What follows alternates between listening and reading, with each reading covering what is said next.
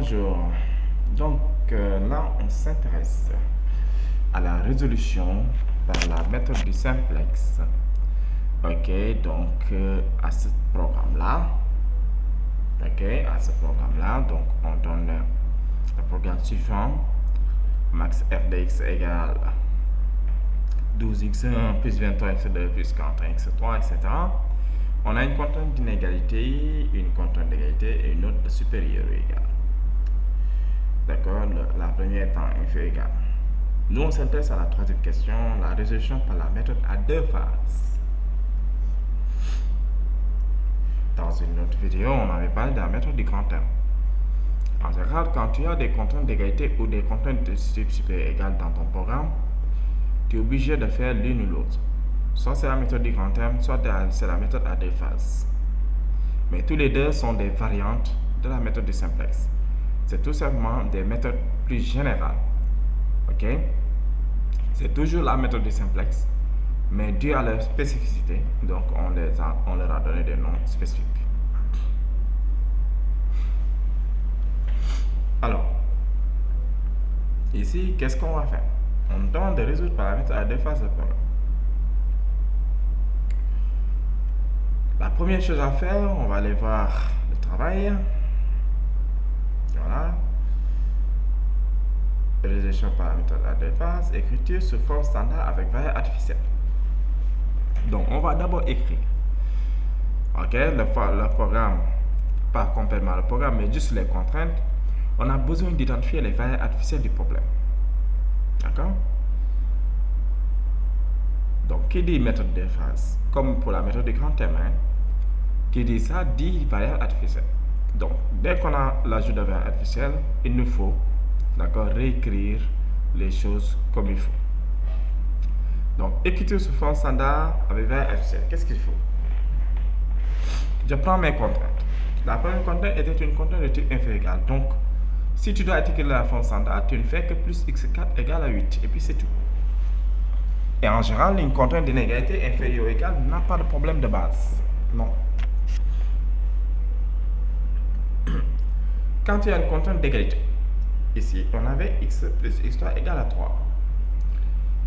Une contrainte d'égalité, c'est déjà sous forme standard. Tu n'as pas besoin d'ajouter une variable d'écart. Mais ici, on va ajouter une autre variable. C'est donc une variable artificielle pour les raisons de base. Alors, pourquoi pour les raisons de base? Donc ça, c'est les motivations de l'existence des variables artificielles. Donc, qui n'est pas à proprement parler donc l'affaire de la méthode à deux phases à proprement parler. Mais pour faire court,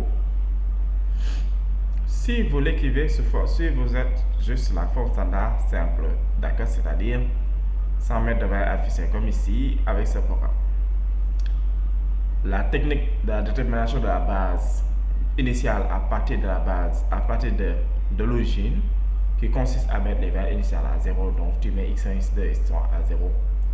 Tu te retrouves avec une absurdité du genre 0 égale à 3. Tu n'arrives pas donc à trouver une variable de base représentant cette contrainte. Alors qu'est-ce que tu fais? C'est là qu'il faut ajouter donc une autre variable qu'on appelle une variable artificielle qui va permettre de récupérer la valeur de 3. Donc, voilà ce que je veux dire par, ok, donc, d'accord, donc là, tu as ta contrainte, tu as ajouté une variable artificielle et tu as égal à 3. La troisième contrainte est une contrainte de type supérieur égal. On a retranché une variable d'écart. Ça, c'est quand on veut écrire une forme standard simple, on fait juste moins 6 égale à 5. Mais là, je viens d'ajouter une autre variable qu'on appelle plus x7. Et cette variable, c'est donc une variable artificielle. Elle est là pour récupérer la valeur de 5, donc pour faire une solution de base initiale admissible. Quand tu as identifié tes variables artificielles, c'est là que tu pourras passer à la phase 1. Parce que dans la phase 1, quel est le programme que tu dois résoudre? Ben, elle est là.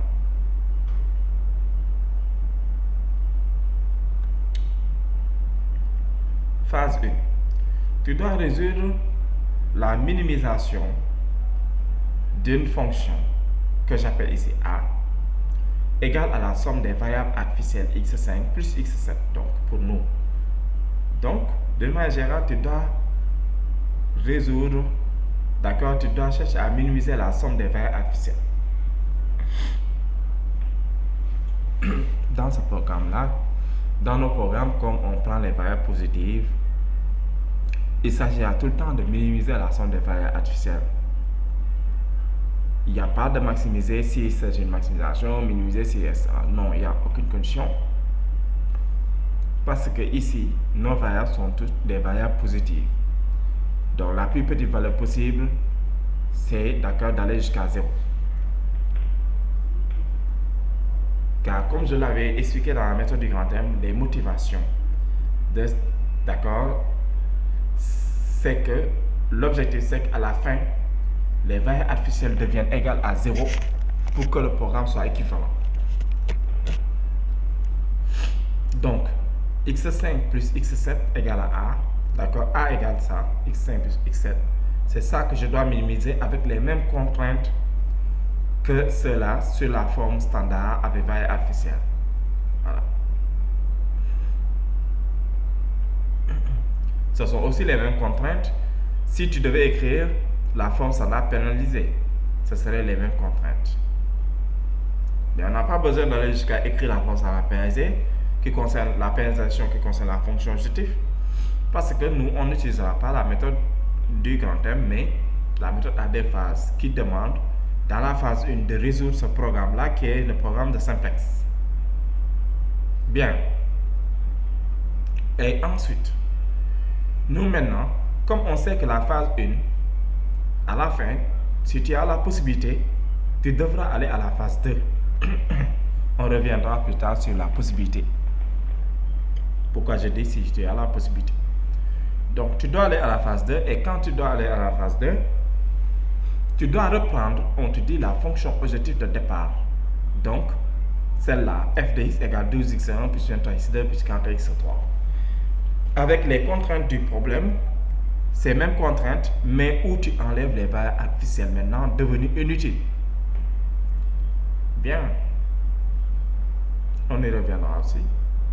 Mais comme on sait que dans la phase 2, tu dois reprendre la fonction objectif, on va accompagner la fonction objectif avec le programme de la phase 1 afin d'avoir les coûts réduits directement pour faire la phase 2 sans avoir besoin de faire d'autres calculs. Exemple. Donc, qu'est-ce que je fais?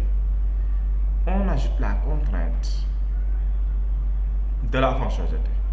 Tu as f de x ici qu'on appelle z égale 12x1 plus 23x2 plus 40x3. Tu transposes. Tu fais z égale z moins 12x1 moins 23x2 moins 41x3 égale à 0. C'est une équation et tu l'ajoutes à ton programme. Il est là.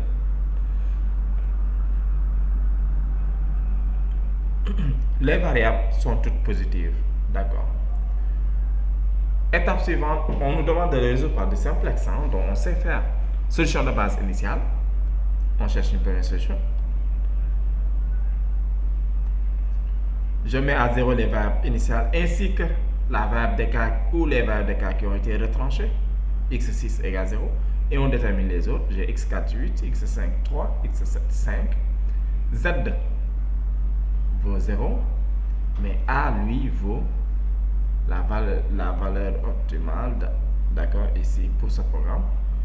Donc, actuellement, vaut la valeur de la fonction qu'on minimise ici, donc, vaut, d'accord, donc, x5 plus x7, x5, tu as 7, 3, x7, tu as 5, donc, x5 plus 3, ça fait 8.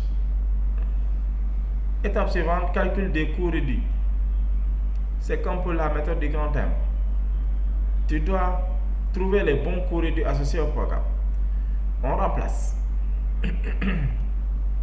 Première variable c'est x5. x5 égale 3 plus 5x1 moins 5x2 moins x100, moins x3. Et x7 aussi pareil. 5 moins 3x1 moins 3x2 moins x3. Et ensuite, donc plus x6. Et ensuite, tu fais la somme. Voilà. Membre à membre, j'ai x5 plus x7 égale 3 plus 5, 8. 3 plus 5, 8. ainsi de suite, et j'ai 2x1 moins 8x2 moins 2x3 plus x6. Ben, les tableaux peuvent maintenant démarrer.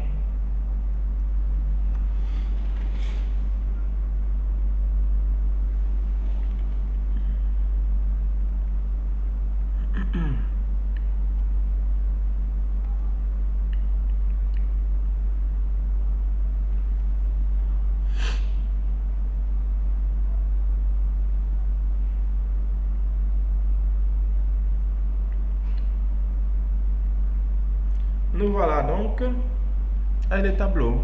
On commence, on remplit, hein. Comme on l'avait dit, d'accord, tu remplis. Ok, le tableau part avec les contraintes de ton programme, comme si tu faisais l'écriture matricielle du programme dans le tableau. 1, 1, etc. Les coefficients, ça c'est la première contrainte. C'était x1 plus x2 plus 2x3 avec le plus x4 qu'on avait acheté. Voilà.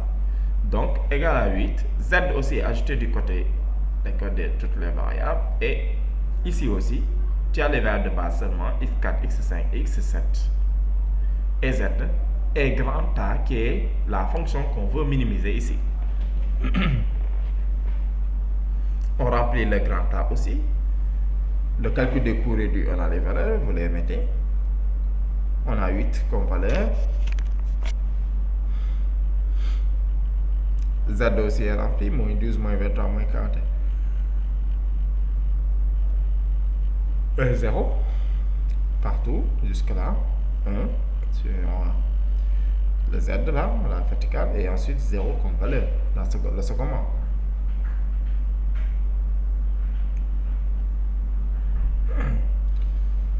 Bon, les étapes suivantes sont classiques, hein, c'est du simple exemple. Indiquer qui entre, qui sort. Comme on est en train de minimiser, on se doit donc d'indiquer celui qui entre, c'est moins 8 qui est la plus petite valeur ici, parce que quand on minimise, il faut prendre le minimum des coûts réduits. C'est moins 8. Et celui qui doit sortir, c'est donc le rapport, le minimum des rapports. J'ai 8 sur 1, j'ai 3 sur 5 pour x5, et j'ai 5 sur 3 pour x7, et du coup x5 doit sortir. Donc on n'indique pas une flèche. Et on passe à l'étape suivante. D'accord, donc je ne vais pas écrire les étapes qui vont suivre. Je ne vais pas en parler. Donc voilà. Une fois qu'on sait qui entre, qui sort, vous calculez, vous faites le tableau suivant en mettant les variables x4, x2, x7, x4, oui, x2 ici a remplacé x5 et x7 ensuite, qui revient tranquille. Là aussi, une fois que tu as rempli et calculé ton tableau, tu obtiens ça. Et tu dois aussi indiquer encore qui entre qui sort, parce que tu n'as pas encore tous les coûts réduits, positifs ou nuls, ce qui est un critère d'arrêt pour un programme de minimisation, ce qu'on est en train de faire dans la phase 1. Donc le minimum encore ici c'est moins 6, donc c'est la variable x1 qui doit entrer, celui qui sort. J'ai pas le choix, il y a un seul candidat potentiel, c'est sur 5 sur, c'est 5e sur 6. Parce que les autres étant négatifs, on ne doit pas les tester. D'accord, Z d'ailleurs même, ok, on fait en sorte que Z, on ne le teste jamais parce que c'est pas censé rentrer dans la base, c'est juste censé accompagner le programme. Donc ici, le moins 1, mais ici on a x4, donc on a bien le choix. x4 aussi, là c'est 35 sur 10, ok, et 16 5 sur 6, on voit qu'en fait c'est 16 30e qui sera donc le plus petit, du coup x7 devra sortir. Et comme on sait qu'il entre qui sort, le tableau suivant, on calcule, donc on a x4, x2, x1, x1 remplace ici le x7, on calcule et on trouve ce tableau là. Alors vous avez ici le coût, d'accord, les coûts réduits qui sont nuls ou bien positifs. Donc c'est un critère d'arrêt pour un programme de minimisation. Ça veut dire que c'est le dernier tableau du programme de minimisation. Maintenant, ce n'est pas pour autant que tu dois directement aller à la phase 2.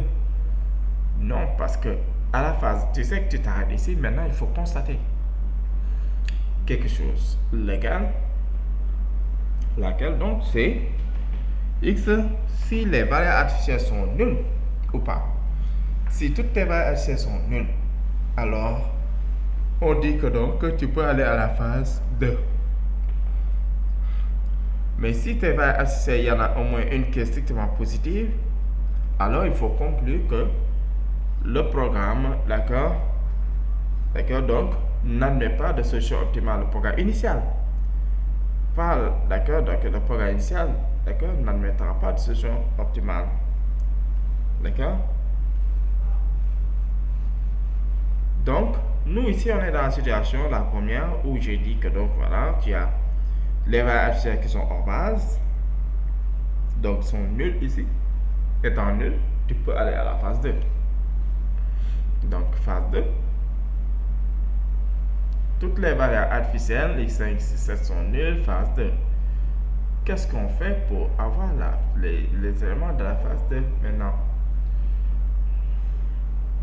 Pour la phase 2, tu as, ok, on te dit que tu dois reprendre ta fonction objectif de départ avec les mêmes contraintes où tu élimines les valeurs artificielles qui sont devenues nulles, puisque voilà, elles sont nulles depuis à la fin de la phase 1. Alors qu'est-ce que tu fais? Tu dois donc, on n'a même pas besoin d'écrire le programme. En fait, la base initiale, la base finale obtenue dans le simplex de la phase 1 est une base initiale pour la phase 2. Donc il me faut juste récupérer cette base x4, x2, x1 qui sont dans la base. Je dois les récupérer. Alors, je vais donc faire un découpage du tableau, ok, des derniers tableaux de la phase 1. J'ai récupéré les zones dont j'ai besoin pour faire, ok, pour démarrer le simplex de la phase 2. Les zones dont j'ai besoin, ici, tu as x4, x2, x1 et z lui-même. Le grand A n'est plus nécessaire parce que c'était là pour la phase 1 qui dit min de A. Dans la phase 2, on te dit tu reprends le programme de départ. Et notre programme de départ, pour nous, c'était max f de ça. Donc, je vais reprendre ça. Donc, je prends le z. Or, nous, on avait fait en sorte que justement, le z qui représente notre f, qu'il accompagne le programme de la phase 1. Donc, ce qui est dans les tableaux, sont déjà des valeurs associées au coût réduit qu'il faut. Je dis associé parce qu'il va y avoir un petit truc. Alors, ici, j'ai quoi? J'ai x4, x2, x1, z, je vais récupérer.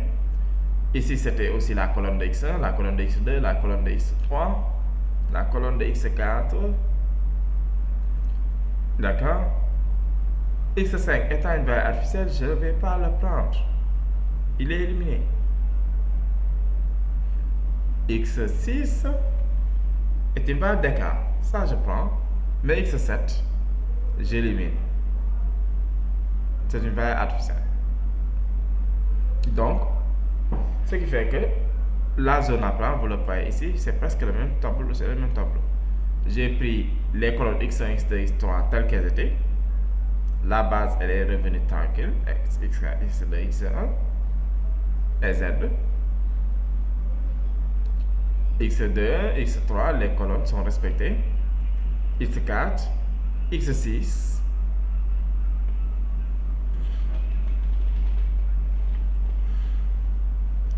Maintenant, il y a autre chose, la valeur de z. Pour z, tu dois prendre le signe contraire, ok, des coûts réduits. Le signe contraire ici de ces valeurs-là. Ce seront les coûts réduits corrects. Alors, j'ai 0, et puis j'ai 511 sur 15 au lieu de moins 511 sur 15. 0, d'accord, et 35 sur 6 au lieu de moins 35 sur 6 pour x6. Donc voilà.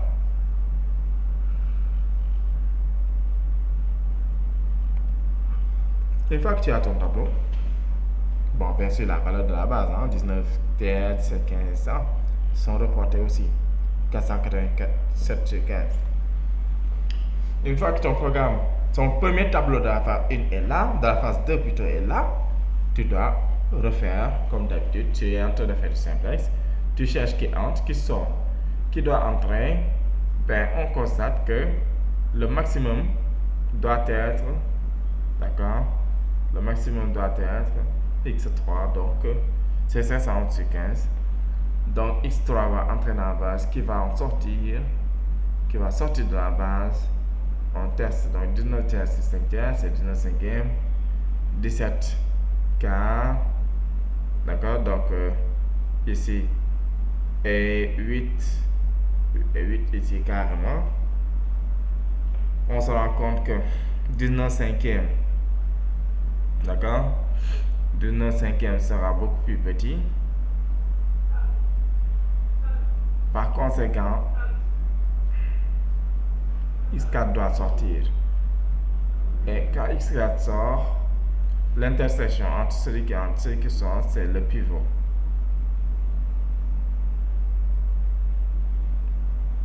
Ok? Donc, le tableau suivant, à part de x4, j'ai x3, x2 et x1, 0, etc. On calcule, hein? D'accord? Donc, ça, c'est les détails, donc je n'explique pas le calcul. On calcule et on obtient les valeurs.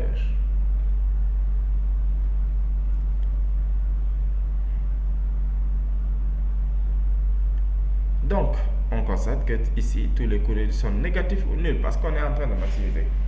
Donc, oui, il faut qu'on dise jusque-là.